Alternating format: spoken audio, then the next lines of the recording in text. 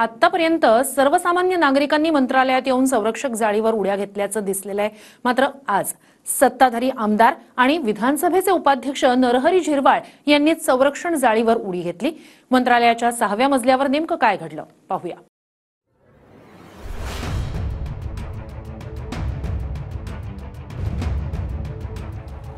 मंत्रालयाच्या 6व्या मजल्यावरून संरक्षण जाळीवर उड्या मारणारे हे आंदोलनकर्ते साधेसुधे नाहीत, तर विधानसभेचे उपाध्यक्ष नरहरी झिरवाळ आणि सत्ताधाऱ्यांचेच आमदार आहेत।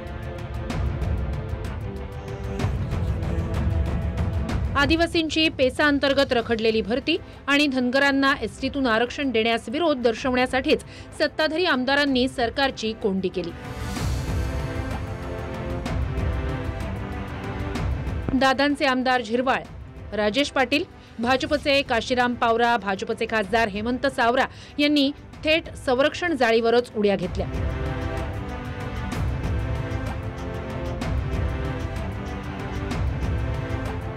आमदारांनीच अशा प्रकारे उड्या घेतल्यानं मंत्रालयात खळबळ उडाली। काही वेळातच पोलिसांनी या आमदारांना संरक्षण जाळीवरून बाहेर काढलं।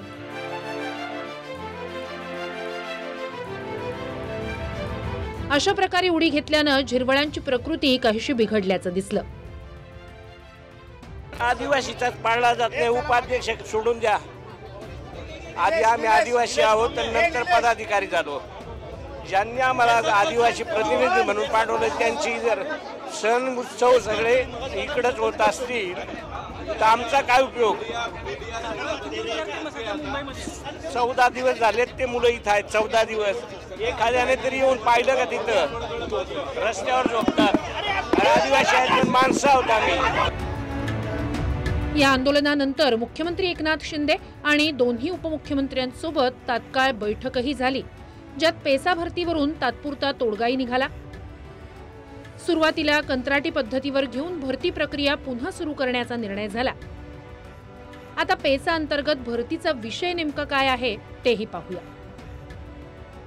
Panchayat extension to schedule area act म्हणजेच पेसा अनुसूचित जमाती अर्थात एसटी कॅटेगरीतून आदिवासींची भरती प्रक्रिया होते।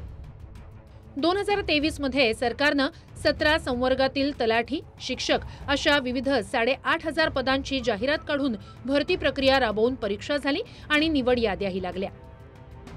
मात्र बिगर आदिवासी संघटनांनी आरक्षणाच्या मुद्द्यावरून हायकोर्टात धाव घेतली। हायकोर्टानं याचिकाकर्त्यांना प्रशासकीय न्यायाधिकरण अर्थात मॅटमध्ये जाण्यास सांगितलं।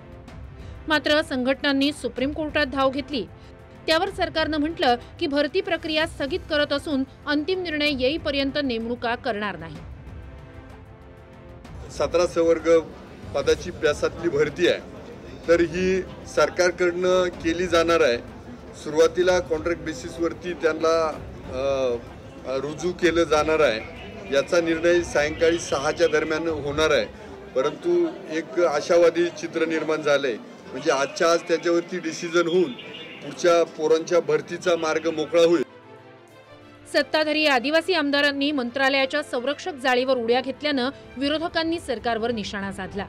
हे जे राज्यातलं सरकार जे आहे हे दिवाळखोर सरकार आहे। ज्याप्रमाणे सत्ता पक्षाचेच आमदार आज मंत्रालयावरून मंत्रालयाच्या इमारतीमध्ये कुदून जाळ्यावर कुदताना आपण पाहिलं, तर जे सत्ता पक्षाचेच आमदार या सरकारच्या विरोधात बंड फुगारत असतील तर या सरकारची आज लायकी काय आहे हे त्याच्यातून स्पष्ट होते आहे। त्या पवित्र मंत्रालयामधून आज सत्तेत असलेला आमदार जीव देण्याचा प्रयत्न करतो, हे किती दुर्दैवी आणि वेदना देणारं आणि अस्वस्थ करणार आहे।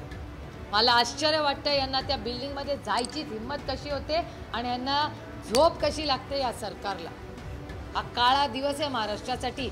झालेला सामूहिक बलात्कार आणि एका सत्तेत असलेल्या आमदारांनी जीव द्यायचा जो प्रयत्न केला तो अतिशय घातक आहे। पेसा अंतर्गत भरतीवर कंत्राटी पद्धतीनं सरकारनं उतारा शोधला। मात्र धनगरांच्या एसटी आरक्षणाला विरोध करण्यावरून पडळकरांनी या आदिवासी आमदारांच्या आंदोलनावरून निशाणा साधला। सरकार हे सगळ्या घटकांना न्याय देण्याची भूमिका घेत आहे, त्यामुळे झिरवाळ साहेब एकदम मोठ्या पदावरती आहेत। त्यांनी असं करणं उचित आहे असं मला अजिबात वाटत नाही. नाही, सरकार त्यांच्याशी बोलतंय, मुख्यमंत्री त्यांना मागच्या 2 दिवसापूर्वी भेटलेत असं आम्ही आपल्या चॅनेलवरून ऐकलं होतं. त्यामुळे उगाच सरकारवरती दबाव आणण्यापेक्षा सरकारशी बोलून मार्ग काढावा अशी विनंती मला त्यांना करायची आहे. एसटीच्या आरक्षणाला त्यांच्या धक्काच लागत नाही, उगाच त्यांनी बोंबाबोंब करण्याची आवश्यकता नाही. धनगर जमातीची जी मागणी आहे ती वेगळी आहे, A-B करण्याची मागणी आहे. त्यामुळे आदिवासीच्या मूळ ढाच्याला कुठेही धक्का लागत नाही. त्यामुळे असं उगाच काहीतरी करण्यात काय अर्थ आहे असं मला वाटत नाही. मंत्रालयात उडी मारण्याच्या आणि आत्महत्येच्या प्रकाराच्या घटनांवरून संरक्षक जाळी बसवून उपाय शोधला, मात्र आता आमदारांनीच उड्या घेतल्यात. विनायक दावरुंगसह गिरीश गायकवाड, TV9 मराठी, मुंबई.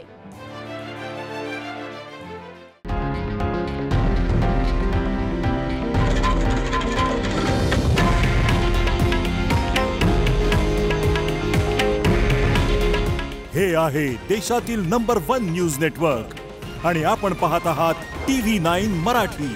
काळजी तुमची, हित महाराष्ट्राचं.